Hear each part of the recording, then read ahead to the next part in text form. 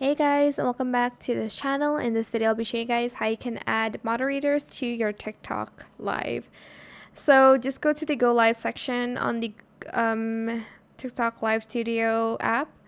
Go to the moderators and then select add moderators, and you're just going to add people to be your moderators by pressing add next to their usernames. For instance, like this, press add.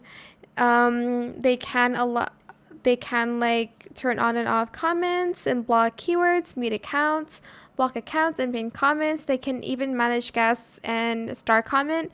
You can also choose to remove these as well, and when you're done, you're just going to select confirm. If you don't want them to be added in your moderator, just select remove and press remove, and that is it. Super simple. I hope it was helpful for you guys. Don't forget to like, comment, share, and also subscribe to this channel if you haven't done that already.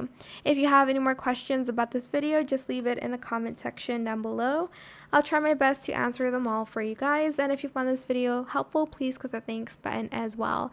That is it. Thank you so much for watching. Bye.